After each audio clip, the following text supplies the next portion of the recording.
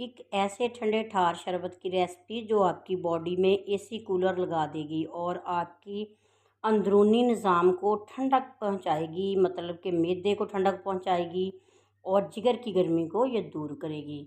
तो ये वाली रेसिपी जो है ना, आपने एंड तक देखनी है, इसको स्किप बिल्कुल भी नहीं करना। अस्सलाम वालेकुम व्यूअर्स, मैं हूँ साइदा राशिद। तो हमने 100 ग्राम लेने हैं आलू बुखारा सूखा और इसी तरह 100 ग्राम हमने इमली लेनी है।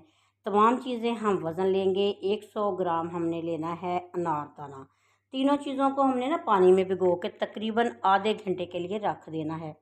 तो आधे घंटे के बाद ये काफ़ी सारी फूल जाएंगी। आलू बुखारा थोड़ा हार्ड होता है, ये जल्दी फूलता नहीं है। इसको हम पानी में भिगो के रख देते हैं। पानी हमने ना ठंडा डालना है ना ही गर्म, नॉर्मल पानी में इनको डिप कर देंगे और इसकी गुठलियाँ ना अलग अलग कर देंगे ताकि ये अच्छे तरीके से फूल जाए। तो आधे घंटे के बाद हम इसको देखेंगे, माशाल्लाह से ये काफ़ी फूल चुके होंगे। अनारदाने के ऊपर ना वो हल्के हल्के जो सूखे दाने होते हैं वो आगे, इनको 4 से 5 पानी धोने के बाद इस तरह रख देंगे।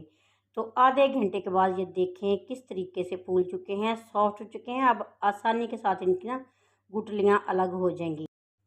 तो हाथों को अच्छे तरीके से धो लेंगे और धोने के बाद इनकी गुठलियाँ अलग कर लेंगे और पल्प इसका अलग कर लेंगे।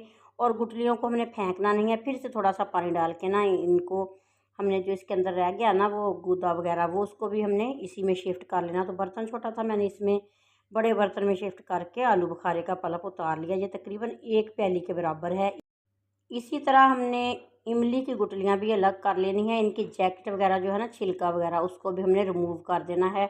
और ये दोनों पानी जो है ना, दोनों का पल्प जो है हमने ब्लेंडर में डाल के ना इसको अच्छे तरीके से ब्लेंड कर लेना है। अगर आप चाहें तो इसको पहले भी पका सकते हैं, इसमें कोई मसला नहीं है, क्योंकि इमली आलू बुखारे के शरबत के बहुत से तरीके हैं। तो ये इस तरीके से भी हम पका के बना सकते हैं, वैसे भी हम इनको ब्लेंड करके ना वैसे ही बना सकते हैं। तो इसमें शरबत के अंदर ना ठंडक होती है। ये ठंडा ठार शरबत रूह को तस्कीन देता है, मैदे और जिगर की गर्मी को दूर करता है। तो ये पल्प को हमने ना छान लेना है। इसके अंदर अभी भी छोटे छोटे छिलके होंगे इमली के, और इस तरीके से हम ना इसको स्टेन कर लेंगे। तो चम्मच के साथ कर लें या हाथ के साथ इसको अच्छे तरीके से जब हमने छान लेना है ना, उसके बाद हम इसको पकाएंगे। तो पकाने के लिए ज़्यादा टाइम नहीं लगेगा, क्योंकि हम थोड़ा शरबत बना रहे हैं, सिर्फ रेसिपी के तौर पे बना रहे हैं, ज़्यादा नहीं।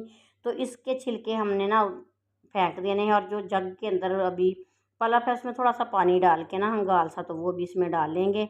और ये वाले छिलके छोटे छोटे निकले हैं, फेंक देंगे। चीनी डालेंगे अपने टेस्ट के हिसाब से और चूल्हा ऑन कर देंगे और अच्छे तरीके से पकाएंगे। इसको 4 से 5 बॉयल आने चाहिए, अच्छे तरीके से बॉयल आ जाए। और इनके जो ऊपर जो झाग आई है ना, जब ये ख़त्म हो जाएगी तो फिर हमने चूल्हा बंद कर देना है। अगर ज़्यादा देर के लिए इसको स्टोर करना है ना, तो फिर काफ़ी पकाना पड़ेगा। फिर उसको हम शीशी में बॉटल में डाल के रख लेंगे काफ़ी दिनों के लिए। लेकिन ये अर्जेंट बना रहे हैं तो इसलिए हमने इतना इसको पकाना नहीं है। बस इसकी जाग ख़त्म हो गई, चूल्हा बंद कर देंगे और इसको ठंडा करने के लिए रख देंगे। तो इसी तरह हमने जो भिगो के रखा था अनारदाना, अनारदाने को हमने इसी तरह पानी के ऊपर से छान लेना है, ताकि अगर इसके अंदर कोई और भी चीज़ हो ना, छिलका वगैरह, वो पानी के नीचे बैठ जाए। ऐसे ऊपर ऊपर से हमने दाने उठा लेने हैं। तो इस तरीके से ये देखें, फूला हुआ अनारदाना हमने गिलासों में डाल देना है। जिस गिलास में हमने सर्व करना है ना शरबत, इसके अंदर हमने ये अनारदाना डालना है। फिर इसमें डालेंगे आइस क्यूब, काफ़ी सारे आइस क्यूब डालेंगे। जितना कि आप ठंडा करना चाहें ना, उतने आइस क्यूब इसमें शामिल कर लेंगे। तो इसमें मैंने थोड़ा सा काला और सफ़ेद नमक भी डाला है, वो मैं आपको दिखाना भूल गई थी। तो अगर आप स्किप करना चाहें ना नमक, तो स्किप कर सकते हैं, लेकिन उसके साथ ज़रा टेस्ट मज़े का बन जाता है। फिर से हमने इसमें थोड़ा सा पानी डालना है, क्योंकि अब इसमें काफ़ी चीनी है। तो गिलास को पानी से भर लेंगे। देख लीजिएगा कि आप चीनी कम या ज़्यादा कर सकते हैं ना, उतना पानी डाल लीजिएगा और चम्मच से अच्छे तरीके से मिक्स करेंगे। तो लीजिए, हमारा इमली आलू बुखारे का मज़ेदार सा शरबत तैयार है। वीडियो अच्छी लगे तो अपने फैमिली मेम्बर्स और फ्रेंड्स तक इसको शेयर ज़रूर कीजिएगा। तो जो व्यूअर्स मेरे चैनल पे न्यू आए हैं उन सब को मैं मोस्ट वेलकम कहती हूँ। और प्लीज़ आपने चैनल को सब्सक्राइब ज़रूर करना है और बेल आइकन भी प्रेस कर लीजिएगा, ताकि हर नई आने वाली वीडियो आप तक पहुँचती रहे। नेक दुआओं नेक तमन्नाओं के साथ, अल्लाह हाफिज़।